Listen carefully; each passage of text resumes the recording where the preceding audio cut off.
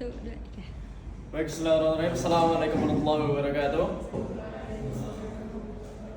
Alhamdulillahirrahmanirrahim. Wa bihi nasta'in ala umuri dunya wad din. Shalatu wassalamu ala asrofil anbiya'i wal mursalin wa ala alihi washabihi ajmain amma ba'du.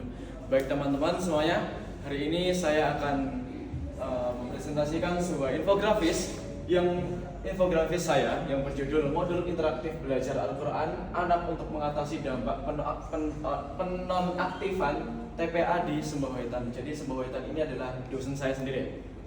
Jadi kenapa saya ingin merancang modul interaktif belajar Al-Quran? Karena modul ini itu dirancang sebagai media pembelajaran interaktif untuk membantu anak-anak di Sembohoitan dalam belajar membaca Al-Quran secara mandiri dan menyenangkan di tengah tidak aktifnya TPA.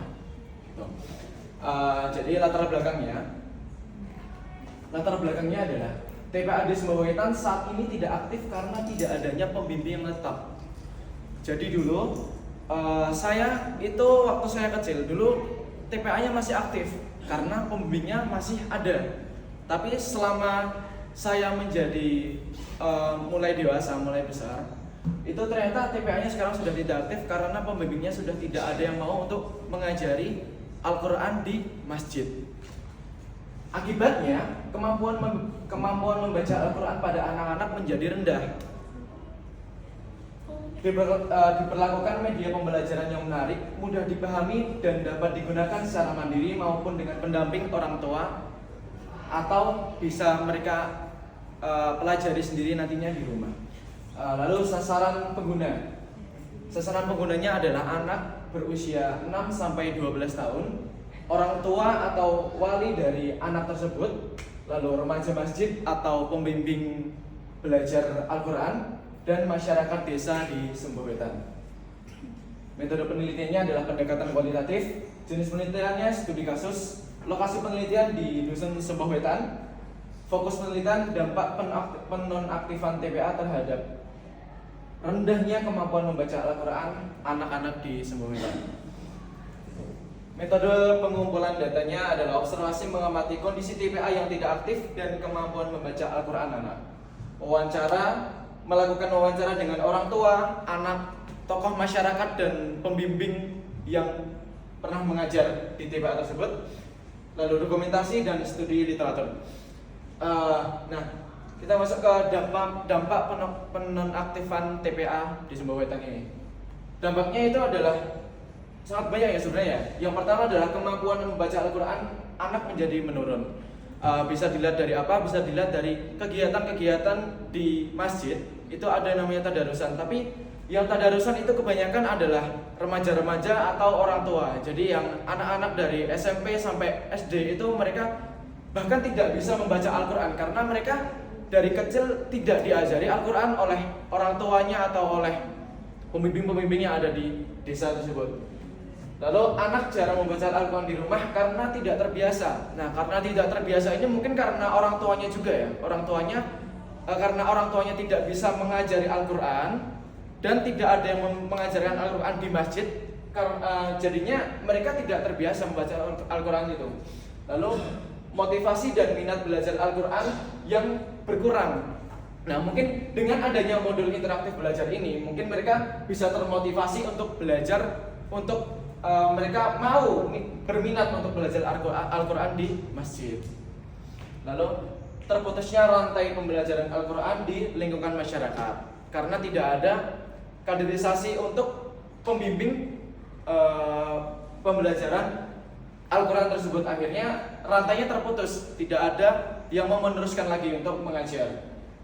Selanjutnya adalah generasi Qurani terancam jika kondisi ini terus terjadi. Makanya di sini saya juga prihatin karena anak-anak di desa saya sendiri tidak ada yang bisa membaca Al-Quran. Nah, di sini saya takut karena generasi Al-Quran ini bisa terancam ke depannya gitu.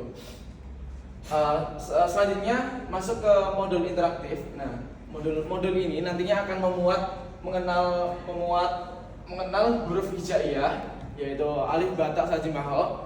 Lalu kemudian adalah latihan membaca dasar. Lalu ada tajwid dasar. Nah, biasanya itu di buku-buku tajwid yang di belakangnya ada bapak-bapak itu, teman-teman tahu pasti ya? Tahu kan? Buku Iqra. Tahu? Nah, itu di buku Iqra tuh setahu saya itu tidak ada hukum-hukum tajwid, mengajarkan tajwid ya. Tidak ada kan? Nah, di sini saya akan mencantumkan di modul ini tajwid-tajwid dasar. Ada matobi, gunah, izhar, ikhfa dan segala macam.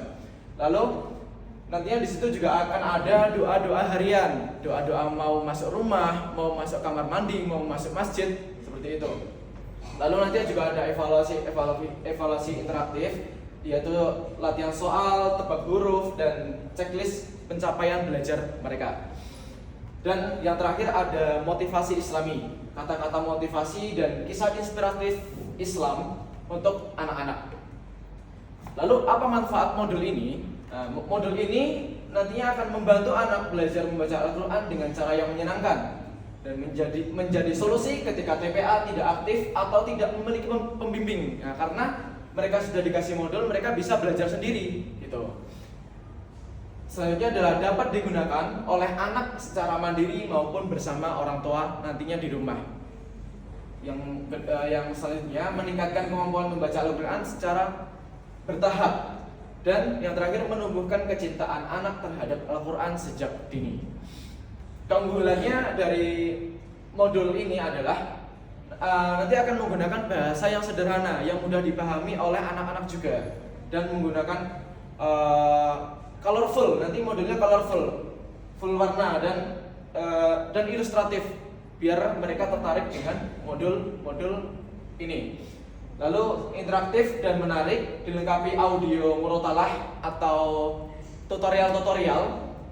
Lalu juga bisa digunakan kapan saja dan di mana saja, jadi fleksibel seperti itu. Nah, hasil yang diharapkan dengan adanya modul interaktif ini adalah anak mampu membaca Al-Quran dengan lebih baik dan benar. Anak memiliki kebiasaan membaca Al-Quran setiap hari. Terbentuknya generasi Qurani yang berakhlak mulia, dan TPA di Sembah Wetan dapat diaktifkan kembali dengan semangat kolaborasi masyarakat. Gitu. Mungkin itu aja yang bisa saya sampaikan. Kurang lebihnya mohon maaf. Wabillahi taufiq wal hidayah. Wassalamualaikum warahmatullahi wabarakatuh. Waalaikumsalam.